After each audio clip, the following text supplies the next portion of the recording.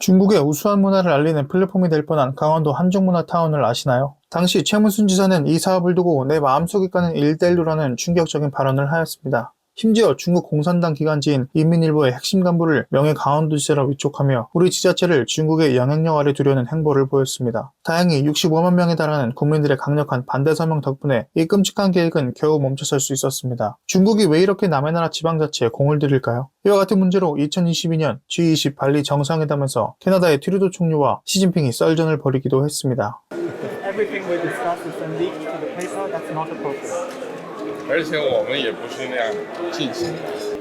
If In there is Canada, we sincerity believe on in your part, free and open and frank dialogue, and that is what we will continue to have. We will continue to look to work constructively together, but there will be things we will disagree on, and we will have 有些可以建设性。 썰전을 벌인 이유는 바로 비공개 석상에서 2019년, 2021년 캐나다 총선에 중국이 개입했다는 의혹을 시진핑에게 직접 따졌는데 이 대화 내용을 트루도가 언론에 공개했기 때문입니다. 다음 해인 2023년 9월 G20 뉴델리 정상회담 당일 영국 의회 연구원 2명이 중국 스파이 혐의로 체포됐다고 보도됐고 체포된 인물 중 한 명은 보수당 소속 고위 의원들과 긴밀히 접촉해온 의회 연구원이었던 사실이 있었습니다. 이 사건에 대해 전 영국 총리는 우리의 의회 민주주의를 건드리는 것은 절대 용납할 수 없다라며 중국 리창 총리에게 강하게 이야기했습니다. 2020년 당시 트럼프 행정부도 미국 청소년들에게 중국에 유리한 여론을 형성하거나 부적절한 콘텐츠를 알고리즘으로 퍼뜨리는 것을 안보 위협으로 간주하여 틱톡과 함께 중국이 운영하는 앱을 중지할 정도로 중국은 지금 전 세계 선거 개입에 엄청난 투자를 하고 있습니다. 과연 우리나라 지방선거는 이러한 중국의 영향력과 선거 개입에 자유로울 수 있을까요?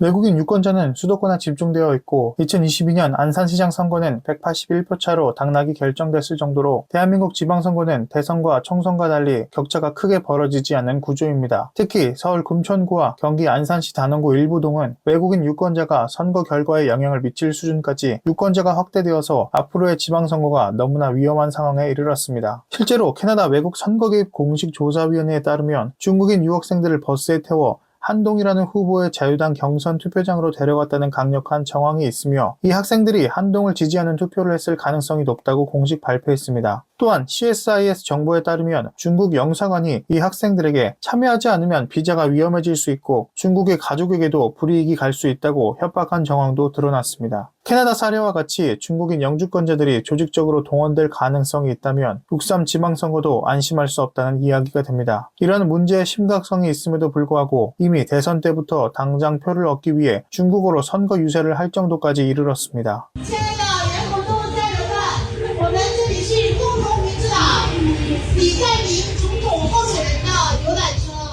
온전히 대한민국 국민을 위해 일해야 하는 의원들은 왜 굳이 중국어 유세와 현수막으로 그들의 표를 구걸해야 하는 걸까요? 그리고 애초에 왜 대한민국의 선거에 대한민국 국민이 아닌 다른 외국인의 표가 들어와야 하는 걸까요? 그런데 중국은 표만 움직이는 게 아니라 후보자 자체를 돈으로 사버리기 때문에 당선된 의원들도 중국의 달콤한 유혹에 빠질 위험성이 있습니다. 호주 노동당의 유망주였던 샘 다스티아리 상원 의원은 중국계 재벌로부터 정치 자금을 받고 남중국해 문제에서 중국 정부의 입장을 그대로 대변하다가 적발되어 정계를 은퇴했습니다. 캐나다에서도 중국 영사관이 네트워크를 동원해 친중 후보들에게 몰래 자금을 전달한 정황이 드러났습니다. 돈을 준 사람은 누구일까요? 표면적으로는 기업인이지만 그 뒤에는 중국 공산당의 통일전선 공작부가 있다는 것이 정부 당국들의 공통된 견해입니다. 중국계 사업가 황상무는 호주 노동당과 자유당, 여야 양쪽에 각각 약 270만 달러씩 기부했습니다. 우리 돈으로 각각 약 40억 원입니다. 그가 회장을 맡은 단체 3곳이 모두 중국 공산당 통일전선 공작부 산하 조직이었으며 결국 국가안보 위협으로 판정받아 강제 추방됐습니다. 여기서 가장 큰 핵심은 바로 여야를 동시에 공략해서 누가 집권해도 친중 세력이 안에 있게 만드는 전략입니다. 과연 우리나라는 이로부터 깨끗하고 자유롭다고 자신있게 말할 수가 있을까요? 정치인을 돈으로 매수하고 영주권자들을 동원해 표를 몰아주는 것, 이것은 중국이 다른 나라 선거를 주무르는 가장 고전적이면서도 확실한 방법입니다. 그리고 표심과 돈 다음으로 무서운 게 바로 정보입니다. 2023년 국정원이 발표한 내용으로 국내에서 한국 언론사인 척 활동하던 가짜 미디어 사이트가 200개가 넘게 적발됐습니다. 중국 업체가 국내 언론사로 위장해서 부산 온라인, 충청타임스와 같이 지역지 이름을 흉내내고 있었으며 김치는 중국의 것이다와 같은 촌스러운 주장이 아닌 부산에 미군 세균 실험실이 있다와 같은 근거 없는 음모론을 정식 기사인 것처럼 펴뜨렸습니다. 주요 타깃은 반미와 친일 감정입니다. 보수 정당에게 불리한 이슈는 부풀리고 민주당에게 유리한 프레임은 강조하는 이분법을 통해 자극적인 뉴스를 지역사회 커뮤니티에 퍼뜨릴 수 있는 위험성이 있습니다. 이렇게 되면 중국 문제에 대해 조그만 강경한 입장을 내놓아도 보수 쪽은 마치 전쟁을 부추기고 국민을 위험에 빠뜨리려는 세력처럼 프레임이 씌워지고 국가의 이익과 안보를 지키려는 목소리는 서민을 외면하고 경제를 망친다는 식으로 왜곡되어 국민들 사이에 분열과 혐오를 조장할 수 있습니다. 그리고 심지어 이제 중국은 뒤에서 숨어 공작하는 단계를 넘어섰습니다. 2023년 싱하이밍 전 대사가 당시 민주당 대표였던 이재명 앞에서 중국의 패배에 베팅하는 자들은 나중에 반드시 후회할 것이라고 했습니다. 현재 중한 관계가